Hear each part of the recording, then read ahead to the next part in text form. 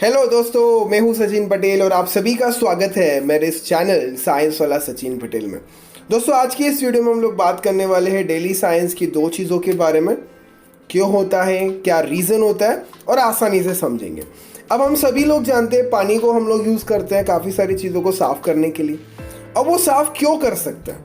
Actually अगर हम molecule देखें वाटर का, जो उसकी बनावट है वो एक ट्रायंगुलर शेप में होती है, त्रिकोणीय शेप में, जहाँ पे दो हाइड्रोजन को एक ऑक्सीजन के साथ कनेक्टेड या अटैच हम लोग बोलते हैं। अब जब ये बनता है तो यहाँ पे जो चार्जेस होते हैं, ओके, पॉजिटिव नेगेटिव ऐसे आते हैं। हाइड्रोजन के ऊपर आपको थोड़ा सा पॉजिटिव चार्ज देखने को मिलेगा, वही ऑक्सीजन पे आपको दिखेगा स्लाइटली नेगेटिव चार्ज। अब इससे क्या होगा, चार्जेस की वजह से उसमें मैग्नेट जैसी क्वालिटी आएगी, दैट इज वो दूसरे मॉलिक्यूल के साथ आसानी से चिपक सकते हैं। और इसी रीज़न की वजह से जब भी हम किसी गंदगी को धोते हैं तो वो उसको वहाँ से उखाड़ फेंकता है, मतलब अपनी तरफ खींच लेता है आसानी से। दोस्तों, अगला पॉइंट ये आता है कि ग्लास आसानी से टूटता क्यों है, क्या रीज़न है उसके टूटने के पीछे। सो एक्चुअली अगर हम लोग ग्लास को देखें तो ग्लास एक एमॉर्फस सॉलिड है, मतलब एटम्स प्रॉपरली अरेंज नहीं होते।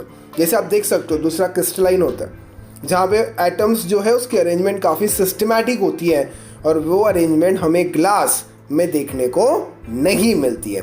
सो इसी वजह से क्या होता है, ग्लास एनर्जी एब्जॉर्ब भी नहीं करता है, लेता भी नहीं और डिसिपेट भी नहीं कर पाता।